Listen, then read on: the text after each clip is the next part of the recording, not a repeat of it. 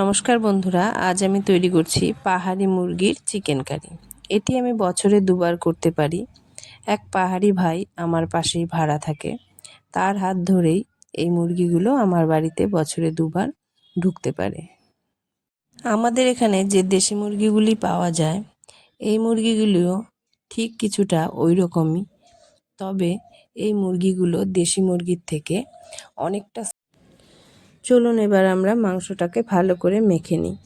তার জন্য প্রথমে দিয়ে দিব নুন, হলুদ, পেঁয়াজ, আদা, রসুন বাটা, তার সাথে অল্প গোলমরিচ গুঁড়ো, জিরের গুঁড়ো, ধনের গুঁড়ো ও কাঁচা সর্ষের তেল। সব কিছু দিয়ে আমরা ভালো করে মাংসটাকে মেখে নেব। ভালো করে মেখে নিয়ে তারপর এতে দিয়ে দিব লেবুর রস, তার সাথে আমরা দিয়ে দিব অল্প পরিমাণে ধনেপাতা কুচি।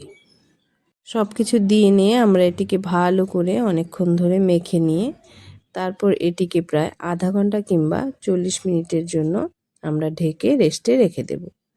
আপনারা চাইলে এটিকে ফ্রিজেও রেখে দিতে পারেন।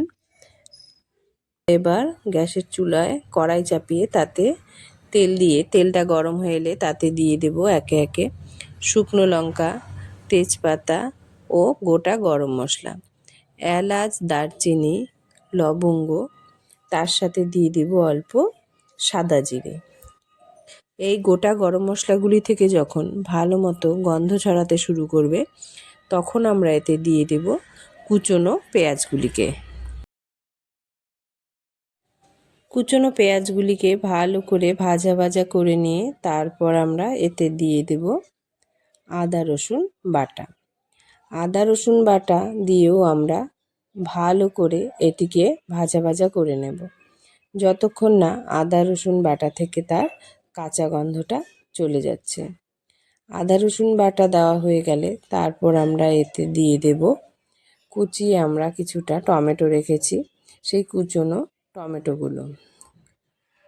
টমেটোগুলো দিয়েও আমরা ভালোভাবে মশলাগুলির সাথে টমেটো ও পেঁয়াজগুলিকে ভালো করে নেড়ে চেড়ে কষিয়ে নেব। এবার আমরা এতে দিয়ে দিব কাঁচা লঙ্কা বাটা, তার সঙ্গে জিরের গুঁড়ো, ধনের গুঁড়ো, এগুলো দিয়ে ভালো করে আমরা নাড়াচাড়া করে নেব যতক্ষণ না মাংসটার মশলা থেকে তেল বেরোচ্ছে।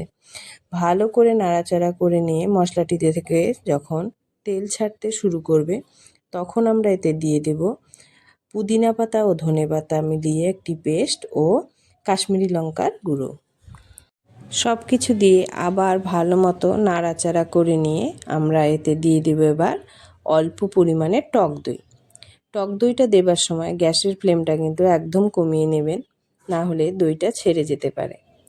দইটা দিয়ে আবার আমরা ভালো করে নাড়াচাড়া করে নেব। তারপর আমরা যে মাংসগুলি মেখে রেখেছিলাম সেই মাংসগুলি এই মশলায় ছেড়ে দেব। আমরা প্রথমেই নুন এবং হলুদ যেহেতু দিয়ে রেখেছি, তাই কিন্তু আর নুন হলুদ দেইনি। মাংসগুলিকে মশলার সঙ্গে আমরা ভালোভাবে অনেকক্ষণ ধরে ভালো করে ভেজে নেব। ভালো করে ভেজে নিয়ে তারপর আমরা এগুলিকে একটি ঢাকনা দিয়ে ঢেকে দেব। মাংসগুলিকে কিন্তু আমি অল্প অল্প করে চিড়ে নিয়েছিলাম যাতে মাংসগুলিতে মশলাগুলি ভালো মতো ঢোকে। ঢাকনা খুলে আবার আমরা মাংসগুলিকে নাড়িয়ে নেব। আর আপনারা এই সময় কিন্তু গ্যাসের ফ্লেমটা হাই রাখবেন না, যেহেতু আমরা জল ব্যবহার করিনি, তাই লেগে যেতে পারতো। দেখুন মাংসগুলি থেকেই কি সুন্দর জল বেরিয়েছে অল্প অল্প করে। মশলাগুলির সঙ্গে মাংসগুলিকে ভালো করে কষিয়ে নিয়ে তারপর যে বাটিতে আমরা মাংসগুলি মেখে রেখেছিলাম সেই বাটিটা ধুয়ে অল্প পরিমাণে গরম জল এখানে দিয়ে দেব। গরম জল দিয়ে আবার মাংসগুলিকে ভালো করে নাড়াচাড়া করে নেব। ভালো করে নাড়াচাড়া করে নিয়ে এবার আমরা মাংসগুলিকে আবার ঢেকে দেব। ঢাকনা খুলে মাংসগুলি নেড়ে চেড়ে নেব আমরা আবার। দেখুন মাংসগুলি কি সুন্দর সেদ্ধ হয়ে গেছে এবং কষেও গেছে এবং মশলাগুলিও কি সুন্দর মিশে গেছে মাংসের সাথে। এবার আমাদের আর খুব বেশি কিছু করণীয় নেই। এবার আমরা এতে যে পরিমাণ আপনারা ঝোল রাখবেন সেই পরিমাণ ঝোল দিয়ে দেবেন। আমরা এখানে খুব বেশি ঝোল ব্যবহার করব না, যেহেতু আমি এটা কষা কষাই রাখবো, তাই অল্প পরিমাণে গরম জল দিয়ে আমি এটাকে কিছুক্ষণ ফুটিয়ে নেব।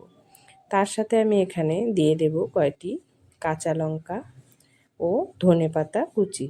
এখানে আমি ধনেপাতাটা একটু বেশি পরিমাণেই ব্যবহার করব। এই পাহাড়ি মুরগির রেসিপিটা এত টেস্টি হয় যে আমরা সারা বছর অপেক্ষায় থাকি ভাই কবে বাড়ি যাবে। সে এলেই আমাদের আবার এই খাবারটা খাওয়া হবে। কস্তুরি মেথি ছড়িয়ে দেব।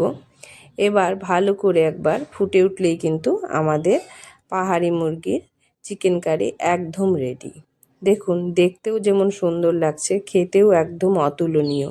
আপনারা এটি ভাত, রুটি, পোলাও যার সাথে খুশি খেতে পারবেন। আমার বাড়িতে এটি তৈরি হলে নামানোর সাথে সাথে কিছুর সাথে খাওয়ার আগে এমনি প্রায় শেষ হয়ে যায়। আপনারা পারলে একবার খেয়ে দেখবেন, এর স্বাদ চিরদিন মুখে লেগে থাকবে। ভিডিওটি ভালো লাগলে অবশ্যই লাইক ও সাবস্ক্রাইব করে দেবেন।